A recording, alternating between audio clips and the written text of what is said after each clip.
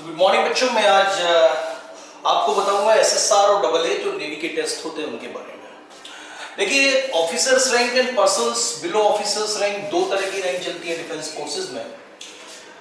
Navy में जो persons below officers rank की एंट्रीज होती हैं वो इंडियन सीनियर सेकेंडरी रिक्रूटमेंट यानी कि एसएसआर और डबल ए के टेस्ट के थ्रू होती है। अब ये टेस्ट क्या है? ये पर्सन्स बिलो ऑफिसर्स रैंक यानी कि ऑफिसर रैंक से नीचे जाने के लिए ये दो एंट्रीज हैं नेवी में, एसएसआर एंड डबल ए। इनके लिए एजुकेशन क्वालिफिकेशन जो मांगी जाती है वो मांगी जाती है 10+2 या इक्विवेलेंट एग्जाम आपने पास किया हो विद 60% और more marks for double A, and you must have physics and math at +2 level. और +2 लेवल पर आपके पास फिजिक्स और मैथ्स होने चाहिए और कम से कम एक सब्जेक्ट केमिस्ट्री, बायोलॉजी या फिर कंप्यूटर साइंस में से होना चाहिए। तब आपकी एजुकेशन क्वालिफिकेशन के हिसाब से इसकी एलिजिबिलिटी बनेगी। एज डबल ए के लिए 17 to 20 इयर्स होनी चाहिए at the time of commitment of the course. जैसे इस बार का जो कोर्स है वो फरवरी 2018 में कमिट होगा, स्टार्ट होगा, तो तब तक आपकी एज 17 से लेकर 20 साल तक होनी चाहिए। Similarly for the SSR it is 17 to 21। What is the selection criteria? तो आपने देखा कि दो तरह की रैंक डिफेंस फोर्सेस में चलती हैं। एक तो चलती है ऑफिसर्स रैंक जिनसे ऑफिसर बनते हैं, एक चलती है पर्सन्स बिलो ऑफिसर्स रैंक जो ऑफिसर रैंक से नीचे रहते हैं। और जो ऑफिसर रैंक से नीचे रहते हैं उन लोगों को सेलर कहा जाता है नेवी में। और इसकी दो एंट्रीज हैं, एक तो एसएसआर सीनियर सेकेंडरी रिक्रूटमेंट, इसके तहत इसकी एंट्री होती है, और दूसरा आर्टिफिशियल अप्रेंटिस के थ्रू, जिसको हम डबल ए का टेस्ट भी बोलते हैं, इसके थ्रू इनकी एंट्री। इनके लिए जो एजुकेशन क्वालिफिकेशन क्या चाहिए? 12th पास होना चाहिए आपको।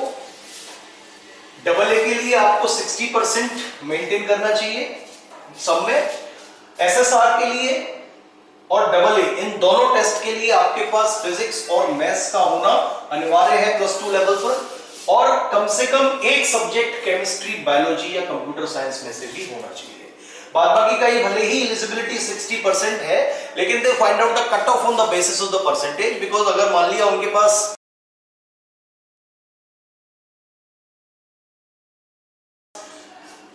1 लाख लड़कों को, 1 लाख स्टूडेंट्स को, कैंडिडेट्स को पेपर दिलाने की व्यवस्था है, और 1 लाख से ज्यादा फॉर्म आ जाते हैं, 2 या 4 लाख फॉर्म्स बच्चों के पहुंचते हैं, then they find out the cut off on the basis of the percentage. तो परसेंटेज के बेसिस पर वो कट ऑफ फाइंड आउट करते हैं। यानी कि अगर उनके पास 1 लाख बच्चों को पेपर दिलाने की कैपेसिटी है, तो 1 लाख से अगर ऊपर फॉर्म पहुंच जाते हैं, then they find out the cut off on the basis of the percentage. तो जनरली इसका जो कट ऑफ है वो 80% से एबव ही जाता है। तो अगर आपके 80% से एबव मार्क्स हैं, तभी आप इनमें अप्लाई करने की सोचिए। Maybe the eligibility is 60%। आपके अंदर ये क्वेश्चन हो सकता है कि sir I am maintaining 60% and 65 और 70%, still I could not get the call up later. तो ध्यान रखना, कॉल लेटर के लिए कट ऑफ वो लगाते हैं, और कट ऑफ का मतलब क्या है कि वो परसेंटेज के बेसिस पर छांटते हैं, उन बच्चों के बीच में टेस्ट कंडक्ट कराते हैं, और ये 80+ से एबव ही जाता है। तो if you are thinking about double A, तो आपके मार्क्स जो है वो 80% से 12th में ऊपर होने चाहिए। सेकेंडली, इसकी जो एज है वो 17 से लेके 20 साल तक होनी चाहिए at the time of commitment of the course double A की, और 17 से लेके 21 साल तक के अगर आप हैं तो एसएसआर का फॉर्म भर सकते हैं। नेक्स्ट इज इसका जो सिलेक्शन क्राइटेरिया है उसकी 3 प्रोसेस है। पहला प्रोसेस है इसका रिटन टेस्ट। रिटन टेस्ट के 4 सेक्शंस हैं। इंग्लिश इसमें 25 मार्क्स की आती है, साइंस 25 मार्क्स की आती है, मैथमेटिक्स 25 मार्क्स की आती है, और जीके भी इसमें 25 मार्क्स की आती है। यानी कि 100 क्वेश्चंस होते हैं जो आपको 1 घंटे में सॉल्व करने पड़ते हैं। तो ऑब्वियसली अब तक आपने सीबीएसई, यूपी बोर्ड या फिर किसी और बोर्ड से, Haryana board, Maharashtra board, state किसी बोर्ड से भी एग्जाम पढ़ाई किए हो, आईसीएस से किया हो, तो आपने देखा होगा कि एक क्वेश्चन को सॉल्व करने के लिए आपको अच्छा काफी समय मिलता है, करीब 5 से 10 मिनट का वो समय देते हैं। लेकिन अगर इस समय को मैं डिस्ट्रीब्यूट करूं, यानी कि hardly you are getting 30 to 35 seconds पर क्वेश्चन। एक क्वेश्चन के लिए आपको केवल 30 से लेके 35 सेकंड का समय मिल रहा है, तो ऑटोमेटिकली आपको बहुत ज्यादा फास्ट होना पड़ेगा इन क्वेश्चंस को सॉल्व करते समय। तो इसकी ट्रिक्स, इसकी स्ट्रेटजी क्या हो क्रैक करने की, ये भी आपको आनी चाहिए। हमारा एक पेन ड्राइव कोर्स चलता है जिसमें सारी ट्रिक्स के वीडियो है, मैथमेटिक्स के, इंग्लिश के, साइंस का, जीके का काफी स्पेसिफाइड मटेरियल है, जिस मटेरियल से कभी भी एसएसआर और डबल ए में कुछ बाहर नहीं आता, कुछ भी उसके एम्बिट से बाहर नहीं आएगा। तो आप चाहें तो पेन ड्राइव कोर्स भी हमारा ऑप्ट कर सकते हैं, और पेन ड्राइव कोर्स के अगर आप 2 वीडियो भी डेली देखते हैं तो करीब 30 से 35 दिन में ये पूरा कोर्स आपका खत्म हो जाता है। अगर एक वीडियो देखते हैं तो ये 45 to 50 डेज का कोर्स है, आपका खत्म हो जाएगा। और अगर साइंस वगैरह के 2 या 3 पेज भी आप डेली पढ़ते हैं तो भी ये 30 दिन में पूरा कोर्स आपका खत्म होने की संभावना रहती है। तो ये थी टेस्ट की बात। मैं अभी आपको दिखाऊंगा कि कैसे हम इनमें जल्दी से जल्दी क्वेश्चन सॉल्व कर सकते हैं, इंग्लिश में कौन कौन सी ट्रिक्स लगा सकते हैं, साइंस में क्या कर सकते हैं, जीके में क्या कर सकते हैं। तो इनके लिए मैं आपको बताऊंगा। तो पहला स्टेप जो है वो है इसका रिटन टेस्ट, जो आपको क्वालिफाई करना पड़ता है। और जो लोग रिटन टेस्ट क्वालिफाई करते हैं उनको physical fitness test, that is called PFT. PFT में क्या है कि 1600 मीटर आपको दौड़ना होता है 7 मिनट में, सीधी सीधी सी रनिंग है। बाद बाकी का 20 स्क्वाड अप्स यानी कि उठक बैठक और 10 आपको पुशअप्स लगाने पड़ते हैं। ये आपको आपकी खुद की रिस्क पर करना पड़ता है। तो पीएफटी के लिए ये 3 चीजें आपको क्वालिफाई करनी पड़ती है।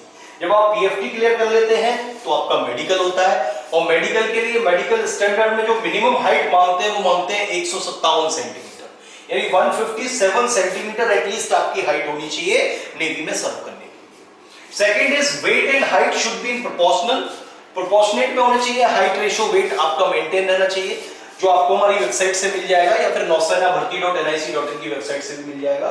मिनिमम जो चेस्ट का एक्सपेंशन है, फुलाव है, वो 5 सेंटीमीटर रहना चाहिए। जहां तक विजुअल स्टैंडर्ड्स की बात है तो visual standards without glass better I के लिए जो माना जाता है वो 6/12 माना जाता है, और वर्स आई के लिए जो माना जाता है वो 6/9 माना जाता है। और विद ग्लासेस अगर आप चश्मा लगाते हैं, ग्लासेस लगाते हैं, तो 6/9 is the best and worst is 6/12। तो ये तो आपकी जो है विदाउट ग्लासेस है, without glasses, and this is with glasses. तो ये आपकी विजुअल स्टैंडर्ड्स होने चाहिए। तो ये 3 चीजें हैं, और आप नेवी में एसएसआर और डबल ए आर्टिफिशियल अप्रेंटिस में जा सकते हैं। तो आपने देखा फर्स्ट एंड फॉरमोस्ट चीज वो है इसका रिटन टेस्ट, क्योंकि जो एजुकेशन क्वालिफिकेशन है और आपका एज क्राइटेरिया है, अगर वो आपका साथ में है तभी आप फॉर्म भर सकते हैं। तो देखिए अब इसका जो रिटन टेस्ट है, जिसका मैंने आपको बताया, जिसके 4 सेक्शंस होते हैं, और एक क्वेश्चन को सॉल्व करने के लिए केवल और केवल आपको 35 से लेके 40 सेकंड का समय मिलता है। तो ऑटोमेटिकली आपको बहुत ज्यादा फास्ट होना पड़ेगा। जहां ट्रिक्स लग सकती हैं क्वेश्चंस में, वहां ट्रिक लगानी है। जैसे कि सपोज आपको पूछा जाता है कि if ABC are in AP, then BC, CA and AB will be in what? They will be in AP, GP, HP या फिर none of these। बजाय इस क्वेश्चन को आप सॉल्व करने के प्रोसेस से आप इसकी वैल्यू भी ले सकते हैं। क्यों ना मैं A की वैल्यू 1, B की वैल्यू 2 और C की वैल्यू 3 ले लूं। ABC क्या AP में है? यस AP में है, 1 2 3 AP में है। BC, B की वैल्यू मैंने ली 2, C की 3, तो BC का मतलब 6, CA का मतलब 3, AB का मतलब 2। 6 3 2 किस में है? HP में है, बिकॉज ABC HP में कब होते हैं? जब B इक्वल्स टू 2AC/A+C की कंडीशन सेटिस्फाई होती है। तो मैं समझता हूं कि अभी इस क्वेश्चन को कोई सॉल्व करने में समय नहीं लगता। सिमिलरली अगर मैं कहता हूं कि ये पैरेललोग्राम है और इसके जो कोऑर्डिनेट हैं वो 6 8 7 11 15 20 हैं, तो what is the coordinate of this point? तो again you will find out the value of x and y। अगर एक समांतर चतुर्भुज है जिसके 3 निर्देश शीर्षों के निर्देशांक दे रखे हैं, चौथे के आपसे पूछे हैं, तो फिर से आप इसको सॉल्व करने में टाइम लगाएंगे डिस्टेंस फॉर्मूले से। लेकिन मैं ट्रिक की बात करूं तो आप इन दोनों को जोड़ के इसको घटा दीजिए। 15 और 6 होता है 21, और अगर 21 में से 7 गया तो आपका कितना बचा? 14। तो एक तो इसका कोऑर्डिनेट हो गया 14, दूसरा 28 में से 11 गया तो कितना बचा? 19। तो आंसर इज 14 एंड 19। अभी फिर से कोई टाइम नहीं लगा। सिमिलरली मैं कह सकता हूं कि अगर आपसे पूछा जाए किसी चीज का इंटीग्रेशन, मैं पूछता हूं what is the differentiation of x, तो x का डिफरेंशिएशन कितना होता है? dx, क्योंकि dx का इंटीग्रेशन होता है x। तो इंटीग्रेशन और डिफरेंशिएशन एक दूसरे की रिवर्स प्रोसेस है। और अगर आपसे कोई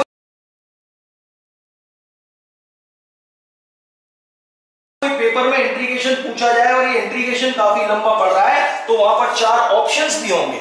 अगर इंट्रीगेशन लंबा पड़ रहा है तो आप इन 4 ऑप्शंस को डिफरेंशिएट करके अपना आंसर निकाल सकते हैं। सिमिलरली अगर मैं कहता हूं कि कोई डिफरेंशियल इक्वेशन दिया हुआ है, अब किसी इक्वेशन का डिफरेंशिएट करके तो डिफरेंशियल इक्वेशन बना है, किसी समीकरण का अवकलन करके ही तो अवकलन समीकरण बना है। तो अगर कोई डिफरेंशियल इक्वेशन दे रखा है और उसकी फॉर्म लंबी पड़ रही है तो 4 ऑप्शंस होंगे, आप फिर से इन ऑप्शंस को डिफरेंशिएट करके अपना आंसर निकाल सकते हैं। सिमिलरली अगर मैं पूछता हूं what is the equation of a line which passes through the point 3 and 5, उस लाइन का इक्वेशन बताइए जो 3 और 5 से पास होती है। देखिए ये लाइन है, इस पर करोड़ों पॉइंट होंगे और ये करोड़ों पॉइंट इस लाइन पर कब कहलाएंगे, जब इस लाइन के इक्वेशन को सेटिस्फाई करें। तो 3 और 5 अगर इस लाइन से पास होता है तो इसका मतलब ऑप्शंस में x की जगह 3 और y की जगह 5 रखने पर हमारा ऑप्शन सेटिस्फाई होना चाहिए। तो देख लीजिएगा कि कौन सा सेटिस्फाई हो रहा है। Similarly trigonometry, complex numbers, determinant, इन सब में ट्रिक्स होती हैं जो आपको सीखनी पड़ेंगी। लाइक ट्रिग्नोमेट्री की देखिए, अगर मैं कहता हूं if a plus b plus c is equals to pi है तब tan a tan b tan c over tan a plus tan b plus tan c, इसकी वैल्यू क्या होगी। आप फिर से इसका मान ले सकते हैं। अगर मैं ले लूं 60 60 एंड 60 और abc की जगह अगर मैं 60 की वैल्यू रख दूं, ये हो गया √3 इंटू √3 इंटू √3, यानी कि ये बना 3√3 और यहां √3 प्लस √3 प्लस √3 कितना आएगा 3√3, तो आंसर कितना आ गया 1। फिर से इस क्वेश्चन को सॉल्व करने में मुझे कोई भी समय नहीं लगा। तो आपको देखना यही है कि इन क्वेश्चंस को आप जल्दी से जल्दी कैसे सॉल्व करें, उसकी ट्रिक्स आपको आनी चाहिए। हमारे पेन ड्राइव कोर्स में मैथमेटिक्स के हर सेक्शन की ट्रिक मौजूद है और यह मौजूद है कि कैसे आप कुछ क्वेश्चंस को 35 से लेकर 40 सेकंड में सॉल्व कर पाएं। ये आपको हमारे पेन ड्राइव कोर्स में दे रखा है। अगर केवल मैथ्स का परचेज करना चाहते हैं पेन ड्राइव कोर्स तो केवल 5500 रुपए इसकी फीस है। 5500 रुपए देकर ही आप इस कोर्स को परचेज कर सकते हैं और इस कोर्स के साथ हम देते हैं टेस्ट पेपर्स। बच्चों इन टेस्ट पेपर्स की जो खासियत रहती है वो ये है, मान लिया एक कोई सेक्शन है प्रोबेबिलिटी और इस प्रोबेबिलिटी के इस टेस्ट पेपर में जो क्वेश्चंस हैं वो मान लिया 70 क्वेश्चंस हैं, तो मेरी ये आपसे गारंटी रहेगी कि आप इन 17 क्वेश्चंस को कर लीजिए, वो भी मैंने विद सॉल्व आपको दे रखे हैं। इन 70 क्वेश्चंस की एम्बिट से बाहर कोई भी क्वेश्चन आपको पेपर में नहीं पूछा जाएगा। सिमिलरली इंग्लिश की भी बहुत सारी ट्रिक होती है apart from this mathematics section. जैसे कि इंग्लिश में जो पूछे जाते हैं वो देखिए क्या पूछे जाते हैं, antonyms and synonyms, one word substitution, idioms and phrases, आप इसी में मान लीजिए। ग्रामर का सेक्शन पूछा जाता है, आपको स्पॉटिंग एरर्स के रूप में पूछा जा सकता है। पैसेजेस का सेक्शन पूछा जाता है, पैरा जंबल्स का सेक्शन पूछा जाता है एंड सो ऑन। मैं इसके हर सेक्शन की ट्रिक दूंगा, चाहे वो एंटोनिम सिनोनिम्स है, बिकॉज एंटोनिम सिनोनिम्स में कैसे आप एक मीनिंग से हजारों मीनिंग सेंस आउट कर लें, कैसे ये मीनिंग्स बनते हैं। इंग्लिश लैंग्वेज के पास अपने मीनिंग्स बहुत कम हैं और ज्यादातर मीनिंग्स उन्होंने बाहर की भाषाओं से कॉपी किए हैं, जैसे लूट, डेकॉइट, ये शब्द हमारे हिंदी ओरिजिन से हैं जो इंग्लिश डिक्शनरी में आए हैं। सिमिलरली ग्रीक रूट्स हैं, संस्कृत के बहुत सारे शब्द हैं, तो उस रूट का अपनी भाषा में एक अलग मतलब होता है और अगर वो मतलब आपको पता है तो ऑब्वियसली उस पर सेंस आउट होने वाले हजारों वर्ड्स को आप सेंस निकाल सकते हैं, सेंस आउट कर सकते हैं। जैसे कि क्रेसी शब्द जहां भी आ जाए इसका मतलब होता है टू रूल, यानी कि शासन करना। अब देखिए कितने रूट्स में लग सकता है। ऑटोक्रेसी, ऑटोक्रेसी, ऑटो का मतलब सेल्फ और क्रेसी का मतलब शासन, और ऑटो का मतलब खुद, खुद का शासन क्या होता है तानाशाही। डेमोक्रेसी, डेमो का मतलब होता है लोग, लोगों का शासन क्या होता है लोकतंत्र। गेरेंटोक्रेसी, गेरेंटो का मतलब बड़े बूढ़ों का शासन, ओल्ड एज वालों का शासन, तो दैट इज कॉल्ड गेरेंटोक्रेसी। तो क्रेसी शब्द जहां भी आ जाए इसका मतलब शासन। ऑटो शब्द automatic, automation, automobile, autocracy. Auto शब्द जहां भी आ जाए इसका मतलब क्या होता है सेल्फ। डेमो शब्द जहां भी आ जाए इसका मतलब होता है पीपल, डेमोग्राफिक, जैसे कि आपने सुना होगा। VOROUS शब्द जहां भी आ जाए इसका मतलब होता है टू ईट, यानी कि खाने वाला। HERB, हर्ब या हर्बी शब्द जहां भी आ जाए इसका मतलब होता है ग्रास या फिर प्लांट।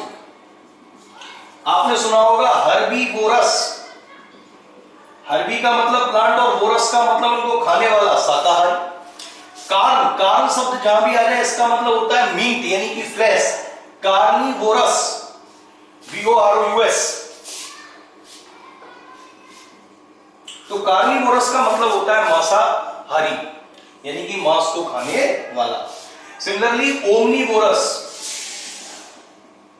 ओमनी शब्द जहां भी आ जाए इसका मतलब होता है सर्व यानी सभी, और वोरस का मतलब खाने वाला। ओमनी का मतलब होता है ऑल, लाइक आपने सुना होगा ओमनीपोटेंट।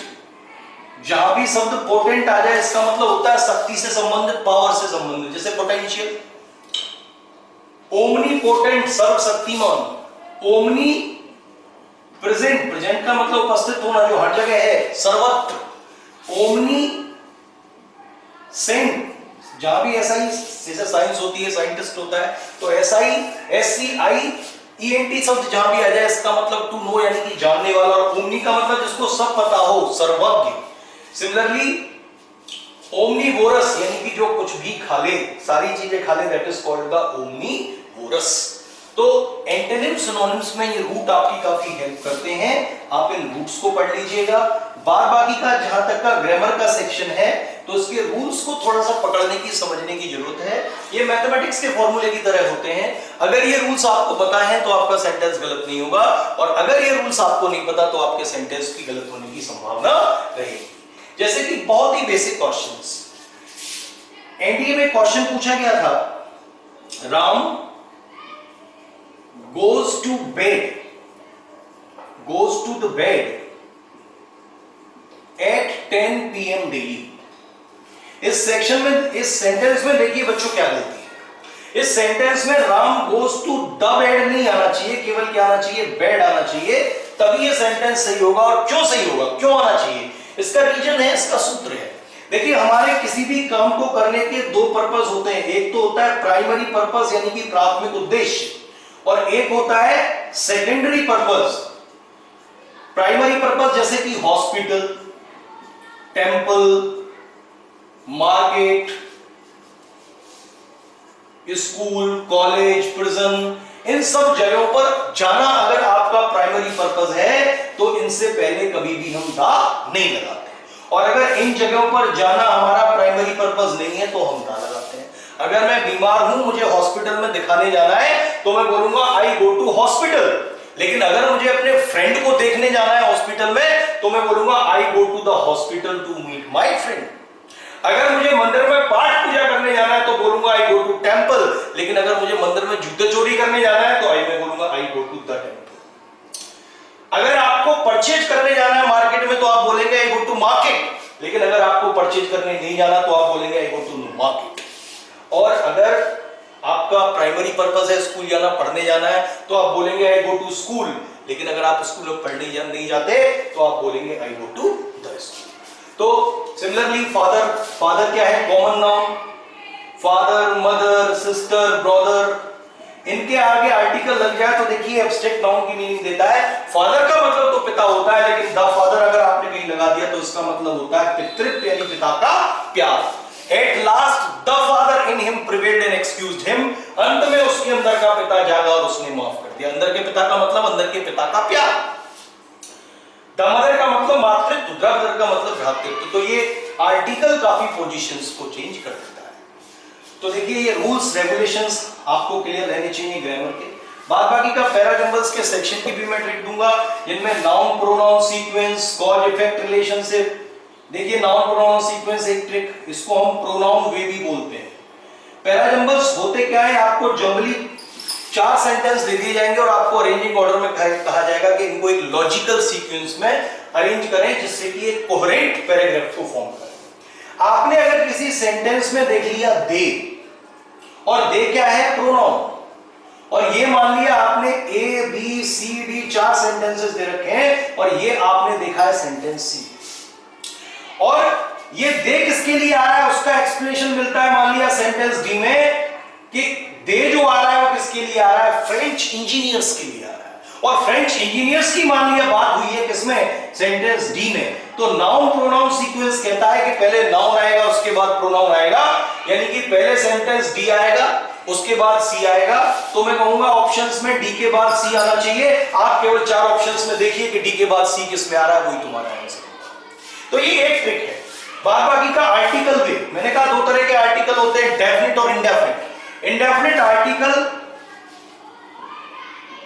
ए और एन होते हैं और इनका यूज इनके प्रोनाउंसिएशन पर डिपेंड करता है। अगर किसी चीज का प्रोनाउंसिएशन वोवल्स का है या हिंदी वर्णमाला के हिसाब से आ से लेके अंग तक का है तो हम एन लगाते हैं, और अगर का से या तक का है तो ए लगाते हैं, यानी कि कंसोनेंट्स का कोई प्रोनाउंसिएशन सुनाई पड़ रहा है तो हम ए लगाते हैं। जैसे कि एलिफेंट, एलिफेंट स्टार्ट फ्रॉम छोटी ए, और छोटी ए आ से अंग के बीच में आती है तो मैं कहूंगा एन एलिफेंट हिंदी वर्णमाला के हिसाब से। और इंग्लिश के हिसाब से देखूं तो ए में वोवल्स की साउंड सुनाई पड़ती है, इसीलिए मैं क्या कहूंगा एन एलिफेंट। लेकिन इंडेफिनिट आर्टिकल से मुझे मतलब नहीं है, यहां पर मुझे डेफिनिट आर्टिकल से मतलब है, और डेफिनिट आर्टिकल होता है दा, और किसी के आगे डेफिनिट आर्टिकल लगा देने का मतलब है कि उसको निश्चित कर देना, उसको फिक्स कर देना, उसके बारे में संदर्भ प्रसंग या व्याख्या बता देना। अगर मैं कहता हूं अब boy is standing outside the class, एक लड़का बाहर क्लास के खड़ा हुआ है, तो मुझे पता नहीं कि वो लड़का कौन है। लेकिन अगर मैं कहता हूं the boy who is standing outside the class is my brother, तो मैंने दा क्यों लगाया? बिकॉज मैंने उसकी संदर्भ प्रसंग व्याख्या दे दी। तो आर्टिकल वे कहता है कि अगर आप किसी सेंटेंस में देख लेते कहीं आ रहा है द इश्यू और ये आ रहा है मान लिया पी सेंटेंस में, आपको पी क्यू आर 4 सेंटेंस दे रखे हैं और ये इश्यू किसके लिए आया है इसका वर्णन आपको क्यू में मिलता है, तो ध्यान रखना क्यू पहले आएगा और पी बाद में आएगा, और ऑप्शंस में देख लीजिएगा कौन सा होगा। तो आर्टिकल वे, कॉज इफेक्ट रिलेशनशिप, इसकी तमाम ट्रिकें हैं। पैसेज का जहां तक सवाल है, डायरेक्ट बेस्ड और इन्फ्रेंस बेस्ड दोनों ही पैसेजेस आपके कोर्स में हैं और इन दोनों ही पैसेजेस को आपको करना है। डायरेक्ट बेस्ड क्वेश्चंस को आप सिंपल से कट कॉपी पेस्ट कर सकते हैं क्योंकि वो फैक्चुअल बेस्ड क्वेश्चंस होते हैं। इन्फ्रेंस बेस्ड जो क्वेश्चंस होते हैं और पैसेजेस होते हैं उसमें you need to understand the tone of passage and the force of argument of the author. आपको पैसेज की टून समझनी पड़ती है, उसका फोर्स ऑफ आर्गुमेंट क्या होगा वो समझना पड़ता है। इन्फ्रेंस बेस्ड पैसेजेस के लिए आपको एक ट्रिक मैं देता हूं कि आप स्टार्टिंग की 2 लाइन पढ़िए, क्योंकि स्टार्टिंग में हमेशा टॉपिक को डिस्क्राइब किया जाता है। स्टार्टिंग की लाइंस पढ़ने से आपको पता चल जाएगा कि हम पैसेज में किसकी बात करने वाले हैं। You will find out the topic of the passage, कि टॉपिक पैसेज का क्या है। You will find out the tone of the passage, कि ऑथर का मूड कैसा है। ये आपकी स्टार्टिंग की लाइन से, इंट्रोडक्शन से ही पता चल जाएगा। और आप जानते हैं बीच में मेन बॉडी होती है और एंड में क्या होता है, कंक्लूजन। और अगर आप एंड की लाइन पता कर लें तो मैं समझता हूं कि आप 80 to 85% उस पैसेज को समझिए, क्योंकि आपको पता चल जाएगा कि ये आपके एरिया ऑफ इंटरेस्ट से है या नहीं, और एरिया ऑफ इंटरेस्ट से है तो इसके वर्ड्स के साथ आपकी फ्लेक्सिबिलिटी होगी, ये आप बड़ी अच्छी तरीके से समझ सकते हैं। अगर साइंस का स्टूडेंट है, साइंस का ही पैसेज आ गया तो समझने में आसानी रहेगी, लेकिन अगर इकोनॉमिक्स का आ गया तो समझने में आसानी नहीं रहेगी। इसीलिए मैं आपको एक डाइवर्सिफाइड रीडिंग, इसकी हैबिट डालने के लिए बार बार कहता हूं कि आप डाइवर्सिफाइड रीडिंग की हैबिट डाल लीजिए। डाइवर्सिफाइड का मतलब हो सकता है आप साइंस के स्टूडेंट हो लेकिन इकोनॉमिक्स के पैसेज भी पढ़ो, साइकोलॉजी के, फिलोसॉफी के, स्पोर्ट्स के, इकोनॉमी के, हर तरीके के पैसेज आप पढ़िए। और हर तरीके के पैसेज आपको न्यूज़पेपर में मिलते हैं। आप द हिंदू न्यूज़पेपर या फिर Indian express, the Indian express एक न्यूज़पेपर आता है, उसको ले लीजिए। उसमें सारा अच्छा न्यूज़पेपर है, पहली बात तो दोनों, और इनमें सारी चीजें डाइवर्सिफाइड रीडिंग की आती है। इनमें स्पोर्ट्स पेज भी होता है न्यूज़पेपर में, इनमें इंटरनेशनल पेज भी होता है, इकोनॉमी का भी होता है, साइंस एंड टेक्नोलॉजी का भी होता है, साइकोलॉजी का भी होता है, एडिटोरियल भी होता है। सारे पेजेस आपको यहां पर मिल जाएंगे। तो इंग्लिश का सूत्र है रीड, रीड एंड रीड। जितना आप पढ़ोगे उतनी चीजें आपको समझ में आएंगी, उतने अच्छे से आप इंग्लिश में काम कर सकेंगे। As far as the GK and science section is concerned, GK static जो है वो हमारे नोट्स से बाहर कहीं जानी नहीं है, क्योंकि स्ट्रिक्टली हम 18 साल के पेपर के बाद इन नोट्स को तैयार करते हैं जो कि पेन ड्राइव में सारे हैं।